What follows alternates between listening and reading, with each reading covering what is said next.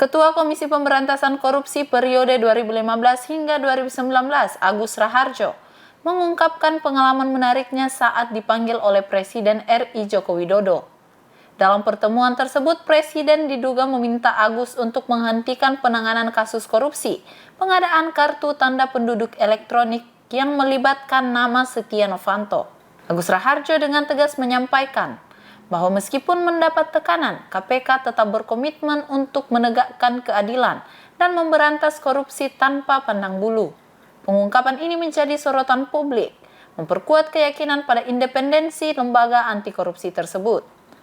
Tindakan tegas Agus Raharjo dalam menolak permintaan yang tidak sesuai dengan prinsip-prinsip pemberantasan korupsi menunjukkan bahwa KPK berdiri kokoh sebagai penegak hukum yang bebas dari intervensi politik.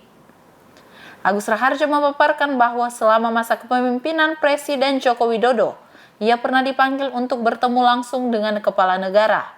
Agenda pertemuan tersebut ternyata bukanlah untuk membahas perkembangan umum terkait pemberantasan korupsi, melainkan terfokus pada penanganan kasus KTP elektronik.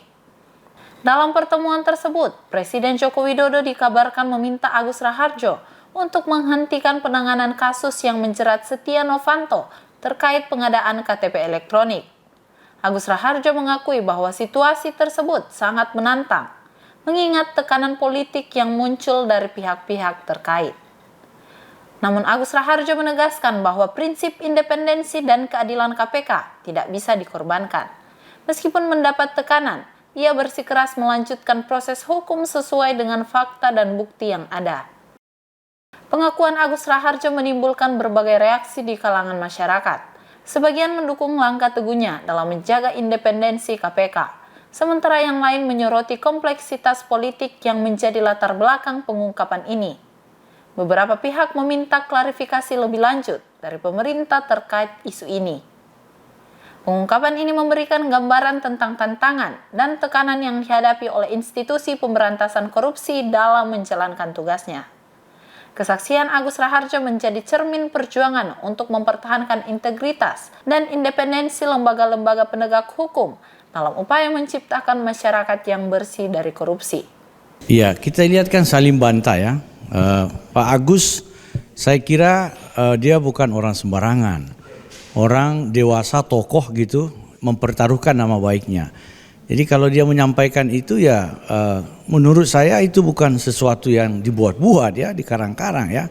Saya yakin Pak Agus itu orang yang selama ini track recordnya ketika menjadi ketua KPK itu teruji. Jadi menurut saya ya saya paling tidak saya pribadi percaya bahwa itu memang apa yang disampaikan itu memang terjadi ya. Nah kalau kemudian istana membantah atau Pak Jokowi membantah ya itu menurut saya normatif saja ya. Karena memang di istana itu juga kan ada memang tamu-tamu yang secara formal diterima, ada juga yang informal. Jadi memang hal ini ya tentu situasi ini menurut saya bukan pembelajaran yang baik ya. Bahwa istana membantah, kemudian Pak Agus dengan begitu mantap menjelaskan peristiwa itu ya. Ya tentu kita berharap ada kejujuran lah dari para tokoh kita, negarawan kita, termasuk presiden kita menyampaikan apa adanya, peristiwa apa adanya begitu. Ya kalau kasus Setia Novanto semua orang sudah tahu kan. Di situ ada upaya-upaya yang mencoba menghadirkan bahwa peristiwa itu ya keluar daripada apa yang seharusnya ya. Sebagai ketua DPR, sebagai elit, ketua umum partai. Nah tentu ya Presiden kita kan selama ini selalu mengajak kita untuk tegak lurus, selalu on the track begitu ya. Nah kita dukunglah dan beliau harus menjadi contoh utama sebagai presiden ya. Jadi kalau ada yang pejabat yang melanggar KKN, korupsi, ya harus ditindaki tegas gitu ya. Setia Novanto kan sudah terbukti di pengadilan ya melakukan pelanggaran serius kan begitu ya, tuduhan korupsi dan sudah diproses seperti kata Pak Jokowi. Nah sekarang tinggal Pak Jokowi harus menjadi contoh sebagai pemimpin tertinggi bahwa orang yang mengedepankan hukum ya. Penegakan hukum itu menjadi sesuatu yang harus diutamakan begitu. Oh enggak boleh dihentikan, semua perkara hukum harus tuntas sampai tingkat ingkrah begitu ya. Jadi tidak boleh ada sedikit pun upaya untuk menghalangi hukum ya. Dan kita semua tahu siapapun yang melanggar harus diproses ya. Siapapun dia, apapun dia, jabatannya, apapun dia, partai manapun juga.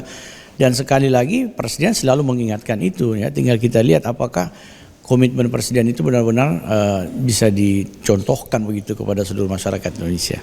Muhammad Al-Hamid SIP MSI menyampaikan bahwa tidak ada upaya yang bisa menghalangi hukum. Siapapun dia dan apapun jabatannya, hukum harus tetap ditegaskan. Siapa yang melanggar harus diproses tanpa ragu-ragu. Andrea Ririn Karina Taslia Ramadhani, Unhas TV.